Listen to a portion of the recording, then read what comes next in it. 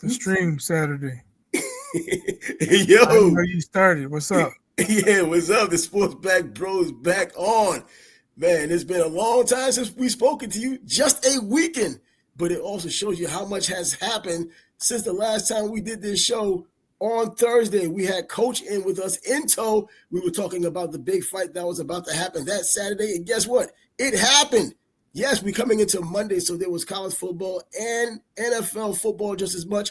And tonight there's still going to be two NFL Monday Night Football games. But you know the game. You know the story for the weekend. It's about the big-ass fight. Bud Crawford making history. Was it a surprise to most people? Now it seems like it was no surprise. But before we went into the game, there was serious people claiming that, damn, Bud bit off more than he can chew, completely forgetting about how old Canelo might have been, even how old Bud might have been. Both can get old in one night, but was good. What's happening? So on Thursday, we had our live show. We had a guy come in and called us cheerleaders, Bud cheerleaders. Should they even fight?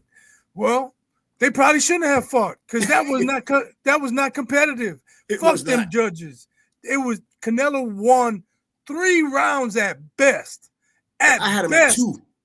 That's what I'm saying. At best, maybe the first one was could have gone back and forth. I didn't think he won it. I would have gave it to Bud, but okay, let's give it to Canelo. That's 3. Ain't no way he won 4. Ain't no way he came close to 5. The fact that Bud had to win the 11th and 12th on them 2 cheating ass judges' cards is fucking bullshit. Absolutely what it was. We've seen this act before. We saw C.J. Ross try to pull it off when Canelo was involved with Floyd Mayweather. We've seen Adelaide Byrd pull the same thing, and she hasn't had a great job lately. Her husband still gets jobs, Robert Byrd. But yeah, what would happen on Saturday? I mean, I did the live show. You was out there getting down with your boys. I know you had the spread going in the whole deal, and I was mentioning that on the show. But when I was doing the fight and I was doing the scoring, bro, I'm going too long. I'm like, yo, bro, I don't want people to think I'm biased because I'm like, Bud. I'm not going chalk. This isn't the NCAA tournament. And it seemed like it was chalk. Bud, 5th round, Bud. And I'm like, yo, I need Skipper Kelp, who was doing the broadcast as well. He was keeping the score. I'm like, yo, Skipper, you got to show us a graphic to let me know that I'm not just doing this on my own. When he came up with his was like mine. So I was like, okay, I feel a little better now. And then he picked the round I didn't pick. So I was like, you know what? I'm glad that we're not completely in sync. But then I picked the round he didn't pick. We're back on the same page. And then I just picked Canelo in only 2 rounds. I mentioned it wasn't a great fight. It was a great performance because the one guy was performing. For sure. So one of my friends brought his neighbor, and I met him a few times, hung out with him a few times, and I got nothing derogatory to say against him except he was going for Canelo. And after 3, I was like, I got a 3-zip. He's like, no, it's 2-1. 2-1 who? Crawford. I was like, okay. So then after 5, I said, I got a 4-1. He's like, no, it's 3-2, 3-2. I'm like, okay, 3-2, 3-2. So by the end of 9, I'm like, I got an 8-1 Crawford. What do you got? 7-2. Even the Canelo fan that was there. I mean, delusional Canelo fan. There were a few more Canelo fans there. He was just the one like trying to go with me. And then after 10, I was like, 8-2. I'll give you 2. I'm really 9-1, but I'll give you 2. 8-2. He's like, yeah, I got 8-2 also. I was like, he needs a knockout, right? Yeah, he needs a knockout. It was just a great performance by Bud. People were saying he was running. Come on, man. When he wanted to, he stood his ground. He stood right there toe-to-toe, made a miss, countered him, and then stepped away and then tattooed his face again. There was nothing Canelo was better at him on that night. He would get him against the ropes and Bud standing there, and I'm like, throw, Canelo, throw. And then Bud would just move to the side. I'm like, man, your boy's tamed. He ain't even throwing with Bud on the ropes now. He was worried. That's what countering does. He's worried about that return fire. And by the way, I just got my scorecard. I left it in here anyway, so I have my scorecard. I had him with 1 round, so it wasn't 2 rounds. It was 1 round. I had it 119, but I don't think I was wrong either way. Those judges' scorecards, those were the wrong ones. It was ridiculous. I don't know what the heck they were watching, regardless of what tainted meat they might have eaten, tainted wine they might have been drinking. The way things went in that fight.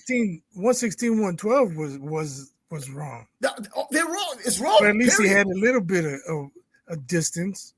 But looking at the performance, in the later rounds, in round 11 and round 12, the way Canelo was looking when Bud had hit him and he turned his back, and I was expecting him to throw his hand like Roberto Duran and say no more. He was walked through. He was so Bro, frustrated. he was frustrated to that degree. I've never seen him like that before. I was like, there's no way. Even on that broadcast that I did, there's no way he can quit. He's not going to do that on Mexican Independence Day. He just can't. And Andre happened to come in under the box. He's like, why not? You know what? Why not? The way he was looking, it looked like he didn't want to be there anymore. I was like, yo, bro, Canelo, don't do this to yourself, man. Don't do it. And, he didn't do it. And I remember listening to the post-fight conference, and he was saying, they asked him about that. Mm-hmm. And they said, they asked him about it, and he said his body, he was trying to get his body to do it, and it just wouldn't do it. Now, do what in particular? I tried to get it to go. It just wouldn't go. Go where? I mean, what were you looking for your body to do? What were you looking to do with your body that was different than you was doing in the previous 10 rounds or even 11 rounds? Bud just threw a jab one time and he got pissed off about it. He just was not willing to walk through hell to go for broke because he was getting stung. You can say Bud doesn't have one punch KO power at 168, but hey, you get stung by 1,000 wasps, you're gonna still may die. But I mean, I'm not saying Bud was punching, man. He was snapping his head to the left. He was punching through. His combinations, man. He would catch Canelo's right, throw a stab to the body, come with an uppercut, and man, Canelo was. I commented on one of our videos. He's gonna befuddle and frustrate, and I can't remember what else I said, but that might even be. Those two words are probably the same, but you could see it on Canelo's face. He was frustrated. He was like, I don't know what else to do. This dude just keeps tagging me. Keep tagging. He was getting beaten by an octopus. That's what he thought. 8 arms just continued to just hit him, man, just when he thought he was out of range. And the way Bud knew, and I talked about it then, the geometry and the geography of the ring, knowing where he belongs, knowing where he was, the awareness that he had, knowing that he just had to step back just a little bit so he could get the last punch off, every last inch of his reach advantage. He was using it. He just stepped back enough to where Canelo couldn't do anything, but he could still land because of that longer reach. He knew the distance. He didn't do a lot of walking around, which takes more energy. He did a lot of pivoting right in front of him. There's one of these segments on the internet right now. They showed Canelo and Bud just going off on the combinations, inside, outside. And it was a sequence they showed that he just really was dominating him in that one sequence. And it was pretty much a microcosm of a lot of sequences, but this one in particular was most impressive because he was catching and shooting. He was just catching, period, and he was going to the body. Wasn't trying to hurt him too much, but he was hitting him just enough to get that respect and to make sure the counter wasn't going to come back. Canelo wasn't really, he didn't know what to do because he was just pivoting around him. He wasn't stepping. It was like Canelo just turning around like at a circus, just getting hit. That's it. It looks like some type of cartoonish thing that was going on. And I never thought I'd see Canelo like this. And, I never decided. I said I wasn't going to take anything away from Bud saying that Canelo was just washed up. He wasn't washed up. Both of these guys aren't in their prime anyway. Let's call it what it is. They're in the top form they could possibly be at this weight. Bud is just a better fighter. And based on what he did then. Plain and simple. What more could, even at an earlier time, what more could Canelo have done? He might have taken more chances, but he would have gotten hit just as much. So even as a younger fighter, with the slow feet that he had in the beginning, the slow feet he has now, probably even slower, is a big reason why Bud being more athletic, Bud being sharper, and by the way, Bud being more skilled, and then taking him to deep waters to where he acted like he didn't want to be there anymore.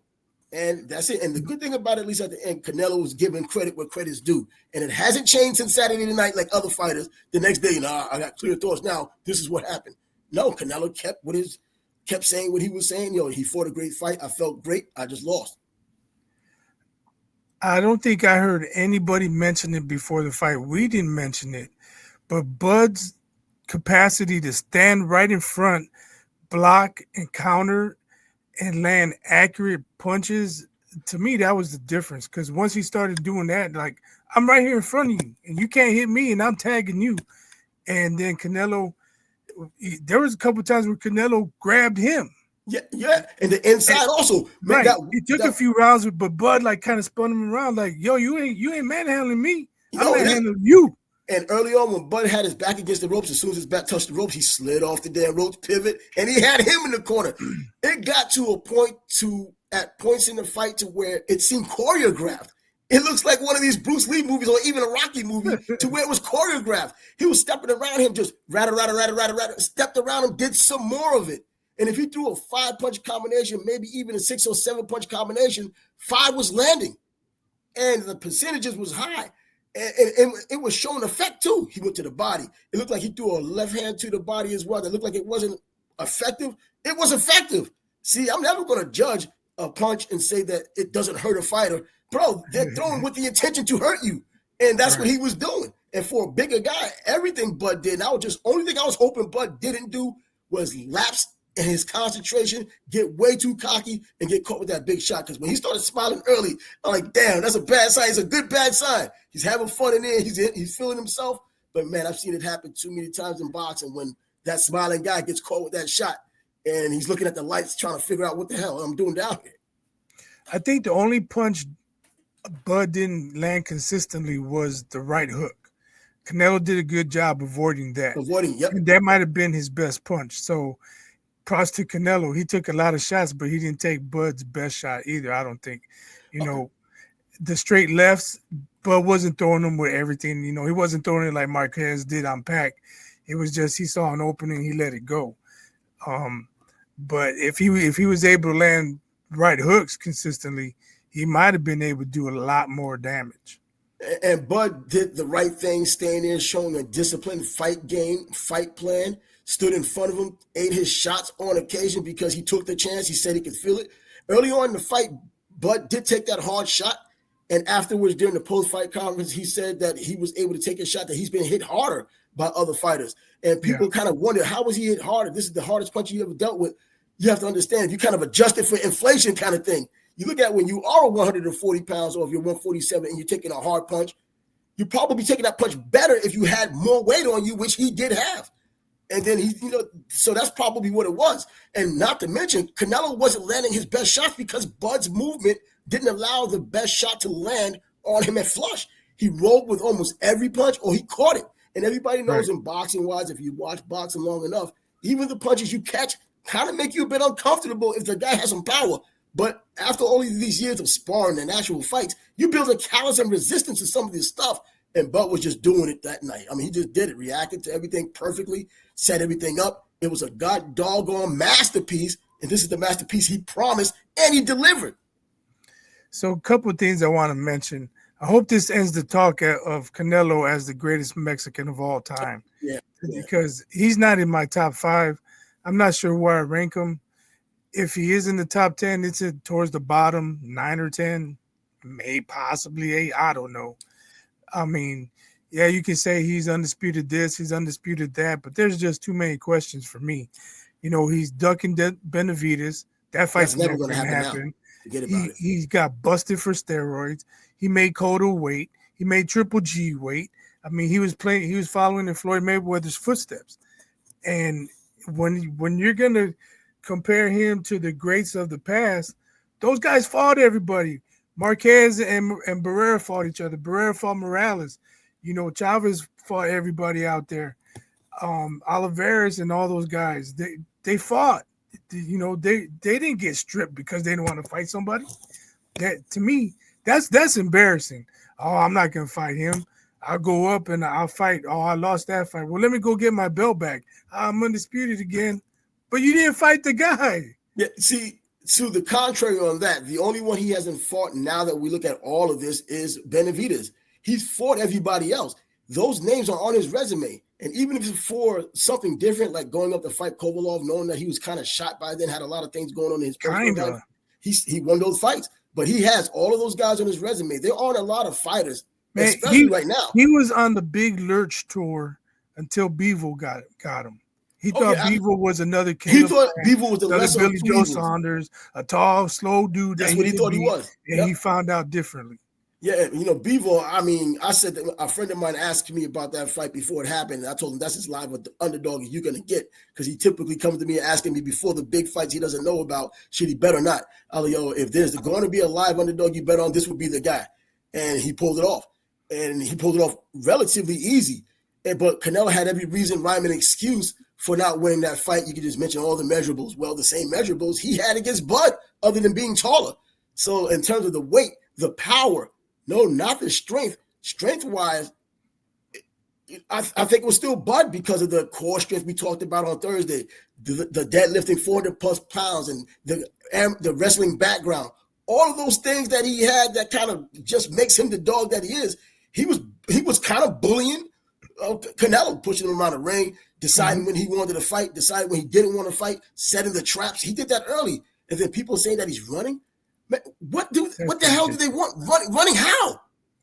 This dude's getting beaten on, and you still talk about running. These are just people who do this for trolling, or they just have nothing damn better to do. So they're delusional. They're absolutely delusional. They don't want to give credit where credit's due. I'm saying both of them weren't in their prime, and that's a fact.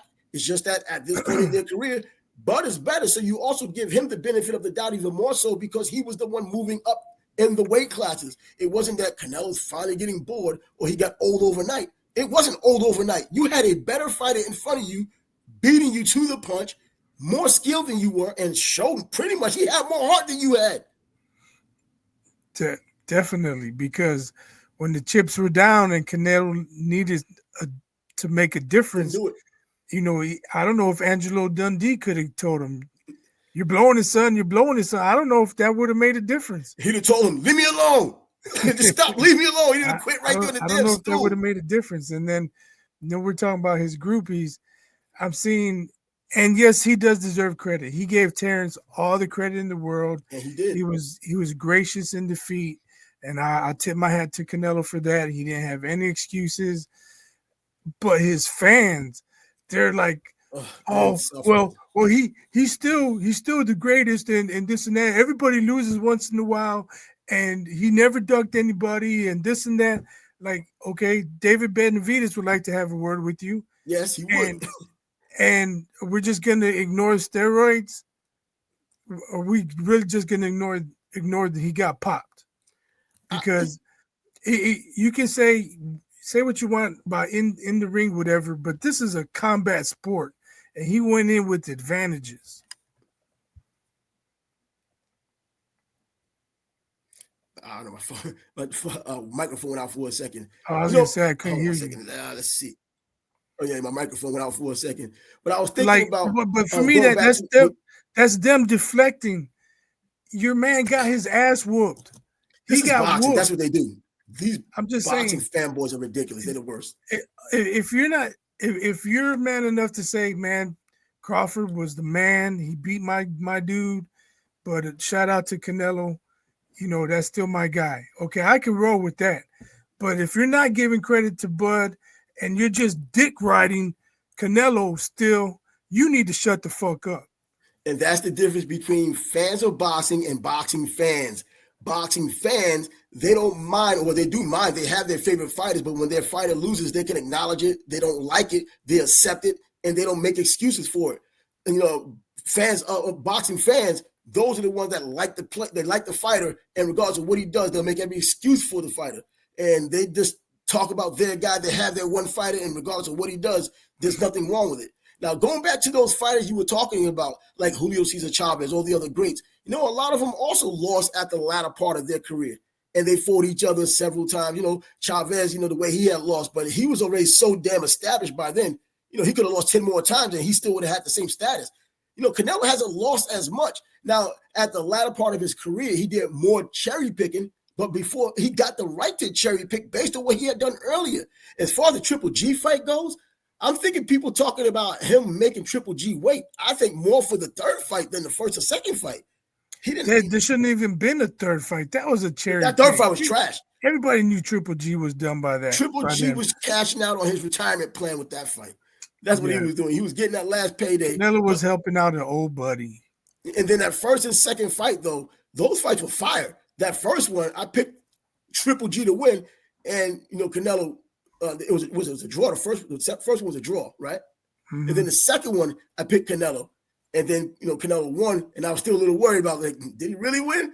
But I thought he won. I think he did enough early on. But nevertheless, I think the second one was closer than the first. You can make a case for Canelo. The first one, he lost hands down. You can't make no case. Especially when he threw that hellfire shot and Triple G ate it and act like it wasn't even thrown. He acted like it was a freaking shadow box. But all of these greats have lost before. I'm just saying, especially now since boxing has changed so much over these years, decades, that what Canelo did is still something that hasn't really been done, especially among Mexican fighters, because a lot of them don't move up so far. He was able to move up so far, and the way boxing is right now, he was able to get those belts, unify these belts, become undisputed, lineal champ, all the above. So he deserves credit. Now, I think I would have him in my top 5. I think, hell, I had, as a matter of fact, I was one of the people that was like, you know what, I'm waiting to see. Now, I'm not going to put him over Chavez, because that's my dude. And I don't think he goes over Salvador Sanchez, even though Salvador Sanchez was only 23 years old when he passed. But I think he could fall in that third, or that fourth, or third, fourth, or fifth area. I don't. And just because he fought bigger dudes that was just dangerous, just bigger, dangerous guys. Now, we have to have some context. You just can't go to one of these boxing sites like boxing. I mean, how much credit does Sugar Ray Leonard get for beating Donnie Lalonde? Donnie Lalonde. He actually still gets credit for that because it gave how much credit though? No one's saying, "Oh, did you see what Sugar Ray did to Donnie Lalonde?" But they still include that as another belt because I think okay, but that's a fact. But when you talk about Sugar Ray Leonard, no one says, "Man, he went up to this weight and he beat the shit out of Donnie Lalonde." Who the fuck is Donnie Lalonde in the grand scheme of things? But you know what, though? During the time when it was actually happening, it was a fight that had some buzz. But it had buzz because of Sugar Ray Leonard and his name and the things he had already done. Going against Marvin Hagler, taking time off and then coming back. So it still had some real buzz. I'm saying Canelo's not the first guy to go up and beat bigger dudes. No, he wasn't. He wasn't. But we're not giving those guys as much credit as we're giving Canelo, is what I'm saying. But Donnie Lalonde also didn't have that reputation that Kovalov had. Even though Kovalov was a shell of himself, that name alone was the reason why people came out. Lalonde was still the champ when he fought Sugar Ray. Kovalev was far from being the champ. Yeah, he was far from being champ, but his name still held a lot of weight. And he could still beat some other guys outside of Canelo. A lot of weight to who? To real boxing fans who knew that Kovalev was shot? No, I knew that he was shot. What are we talking about here? I thought he was done. So and that's the real boxing fans knew Kovalev was pretty much done. That's what I'm saying. We're giving credit. I'm saying, going back to Donnie Lalonde, Donnie Lalonde was not a pushover, man. Who was in the clubhouse already. Oh, he was in the clubhouse, and then he had his out of the ring issue, the drinking and all that. You hear the stories all the damn time. But I mean, Canelo just had a hell of a career. Look at his resume. And I know, once again, you don't have to go to BoxRec or whatever you go to see the entire record and look at the names and just all of a sudden assume that's what it is. Luckily, we followed boxing long enough, especially Canelo during his limelight years, to see every fight that he's had practically, if not every fight, and know that what the moment felt like, what was he really up against, the atmosphere, all of that, to be able to make a sensible analysis or give a sensible analysis of how it really was. You just can't go to YouTube as a dude who never watched boxing before and see a decent fight and wonder, damn, what was the atmosphere really like? It's a nice fight aesthetically, but all of the things that led up to it and how this transpired because of all of that led up to it. So I'm just thinking that Canelo probably deserves a little bit more credit because the resume kind of speaks for itself. But then when you add these other outside elements like the steroids, but as I mentioned on Saturday night, there are other fighters who use steroids. There's Roy Jones using steroids. There's James Toney using steroids. There's Evander Holyfield using steroids. There's Fernando Vargas using steroids. You go down a freaking list. There's nothing but dudes using steroids. Canelo, he got caught once, but does that mean he's still using them now? And that just happens to be one of these boxing things. Well, what else just happens to be? You know what else just happens to be? What? That training camp has had 6 other boxers get popped. All these cats is getting all from the same training camp. Yeah, guy fights for 5 years and then he goes to Canelo's camp and gets popped for steroids. Come on now. Bro, now everybody's getting that joint, getting hit with it. But the point is that, you know what? All these other dudes have been hit as well. Now, are we to believe, it might be harder to believe, but are we to believe that every fight he goes to now, he's a steroid user? Or does he have use steroids every other time? I don't know. I think after that one time he was popped, I mean, he would be an absolute dingbat to go into another fight with that hanging over his head, knowing he's going to get tested. And with boxing, you really can't guarantee a damn thing anyway. You just don't know. You just pay the right person and your damn thing comes back clean. That's just how it goes in boxing. Here's one thing to consider. People were saying he looked like he trained for speed. He wasn't as bulky as he normally looks. Well, this past fight? Yeah. No, Canelo was ripped this past fight, man. He was looking good. I'm just saying, physically. That was, I think, Max Kellerman's term. You trained for speed. You could tell he was visibly thinner. Yeah, he was thin.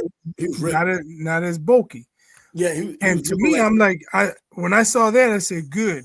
He's gonna try and box with Crawford. This fight's over. It's just like when he tried to box with Floyd Mayweather. You don't box Floyd Mayweather. No, yeah, exactly. You got to rough him up, but you don't box Terence Crawford. When you're slow of foot, though, you're supposed to be the bigger man. You need to go in there and try and rough him up. Training for speed. That's why you got your ass whooped, bro. When your feet are slow, there's not much you can do about it. You can do all the skipping rope you want. You can do all the running you want. Your feet aren't going to get that much faster than what they were. There comes a plateau time to where this is as fast as they're going to get. You're still going to have to do what you have to do. And then his history of getting tired in the mid rounds or late rounds, Bud was making him fight. And if nothing else, if he didn't fight back, he was just getting beat on. That also takes energy out of you. And I started seeing by round 6 and 7, his mouth was open in the corner, breathing. And I was like, damn. I wonder if it's going to happen like that. And then as the rounds went on, and then we saw round 11 and round 12 and how he reacted when Bud just threw a simple jab, throwing his hands down, kind of almost putting his hands up like he was like, you know what, that's it, man, I'm done.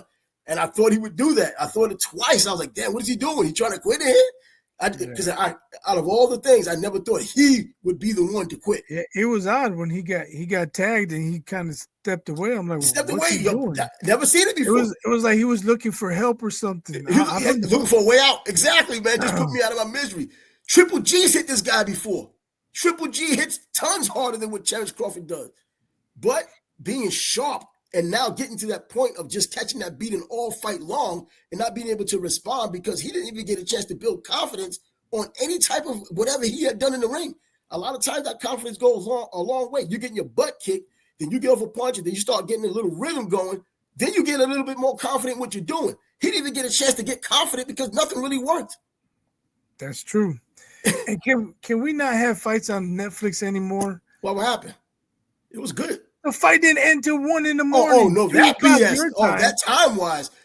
2 o'clock your time. Leave that music dude off. Whatever music they bring or whoever it is. Even when Eminem did his thing, man, leave these dudes out, man. We don't need that. The undercard could have been better, too. But you know what, though? Those 2 freaking super middleweights, Christian Mbele and Lester Martinez, those 2 super middle, bro, those dudes went to freaking war. They should have had those dudes as the co-main event. And they got a draw, and rightfully so. I'm not complaining about a draw with these 2, man. I'm almost hoping they don't have a rematch. And then they couldn't find anybody better than Mario Lopez. Do we really got to listen to Slater? Man, Mario Lopez, he spars. He loves boxing. He's a Mexican dude, man. It's all part of the spirit of the fight.